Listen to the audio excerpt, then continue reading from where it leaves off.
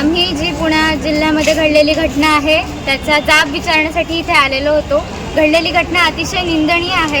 याच्यामुळे खूप प्रश्न आमचे उभे राहिलेले आहे आणि आम्हाला उत्तर देणारं कोणीच नाही आहे. आम्ही घराच्या बाहेर निघायचं नाही का? आम्ही आमचे स्वप्न पूर्ण नाही करायचे का?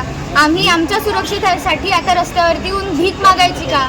आम्ही मोठं होऊन शिकायचं नाही का? आम्हाला जसं राहायचं आमच्या इच्छेनुसार आम्ही तसं वागायचं नाही का?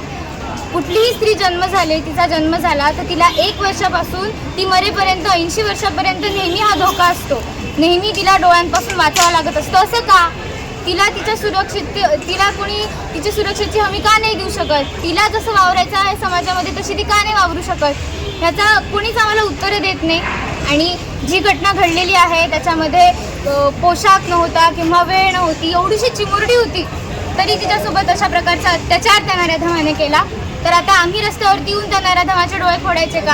आम्ही रस्त्यावरती येऊन आमच्या प्रमाणे आम्ही कायदे करायचे का? आमच्याप्रमाणे आम्ही आमचा जाब घ्यायचा का त्या माणसाकडनं? एवढं तुम्ही आम्हाला सांगून द्या. धन्यवाद. काय मागणी असेल पुढची तुमची आता? फाशीची शिक्षा.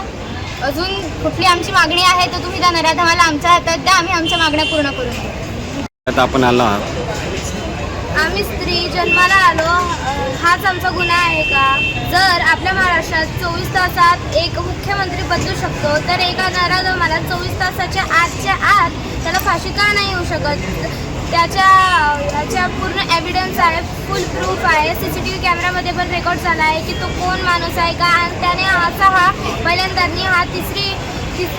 तिसऱ्यांदा केला त्याने म्हणून त्याला फाशी झाली पाहिजे आणि आम्हाला न्याय मिळालाच पाहिजे एवढीच आमची इच्छा आहे. नाहीतर त्याला आमच्या हातात द्या, आम्ही त्याला जे करायचं आहे आम्ही करून देऊ.